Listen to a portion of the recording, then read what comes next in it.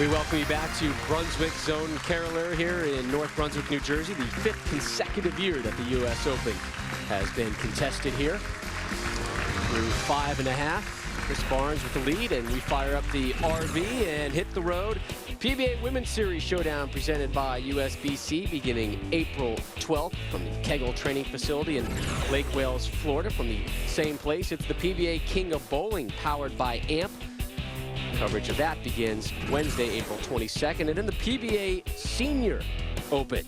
It starts in Jackson, Michigan, where Hall of Famer Johnny Petraglia is the defending champion. Airport Lanes in Jackson, Michigan for that one. Nothing like a road trip, Rob. You know I love me a good old road trip. Those gas prices going down. Tell me, that RV's looking more and more tempting. Here is Richard-Wolfe. Strike, spare, strike, spare, strike. Here he is in the 6th.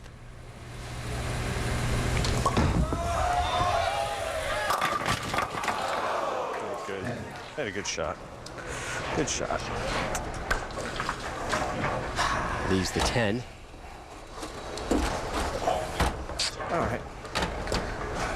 Gotta get it across there.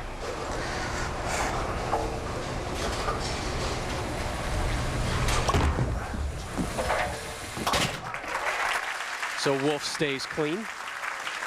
Well, we talked about the move that he made from match 1 to match 2. Oh, you can see just how much strainer he's going in that first match, but different story in match number 2. You see how much deeper he is with that hand going just slightly around and creating a lot more angle. The only problem for Richard-Wolfe now is he's bowling a Dutch 200 game. That's strike, spare, strike, spare, strike, spare. Chris Barnes has got a double and a 3-bagger. He's trailing Chris Barnes by 29. And the Dutch 200 is alive, but not well. And you know, this week in match play, a Dutch 200 or a small 200 would have won a majority of the matches. Right. I mean, two bills is not bad at all. I had a lot of great players come up to me this week and say, my God, are they brutal. Well, remember, Wolfe won match 1 with a 213 to Monticelli's 176. Barnes, though, is hot to trot, up 29. Here he is in the 7th. Oh, boy, he is looking tough. Tough!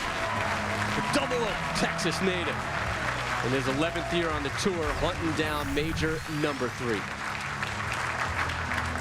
And again, we talk about accuracy, location, but you look at where he's at the arrows, okay, and also what he's doing with the break point down the lane, and that means that he's trying to get that ball just right of that locator down the lane on this lane surface. You can see that targeting system right there. Barnes drops the nickel in the 8th. He's won 3 of the last 4 tournaments, said this is the 2nd best run of his career. A title today would make it the best streak. That's why he's that good. That's the way it goes. Beautiful. Only a spare in the 3rd. Like that. Everything else has been strikes for Wolfe's opponent, Chris Barnes. Make the shot. Let's go. This thing's tighter.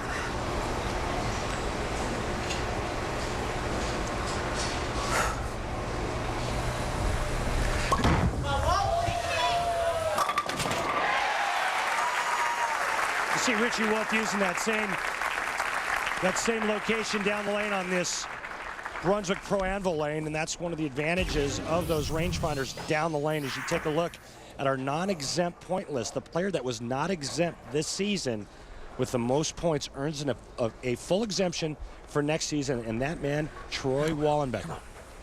Congratulations to Troy. Look forward to seeing him on the tour next year. Put it on the spot. On the spot, baby.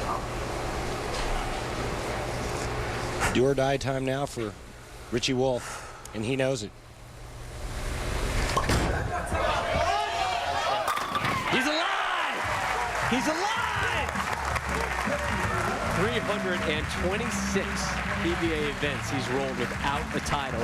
If he was exempt, it'd be the 2nd longest such streak, and now he has 3 strikes in a row. That's called high flush. in our sport, Mr. Stone, high flush, which is pretty much what Chris Barnes has done throughout this entire game.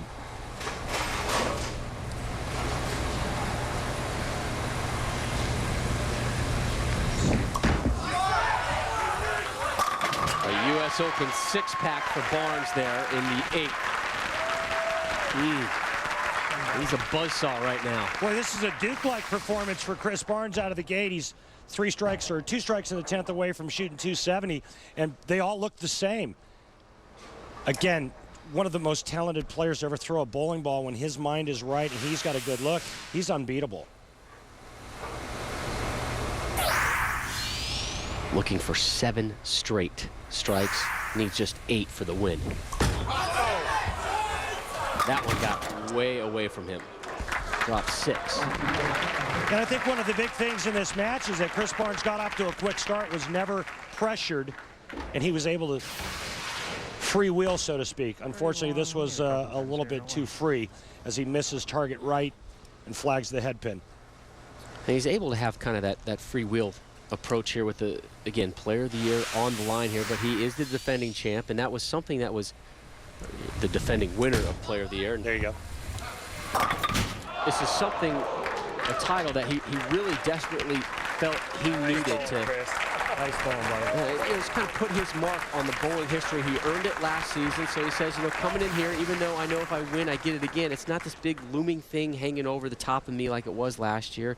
You know, I put so much pressure on myself, with the expectations and everything else. Now, if I win it, it's just a really cool thing. And just so you know, Barnes is the winner, even though he opened, because the best Richard-Wolfe can shoot is 240 if he strikes out.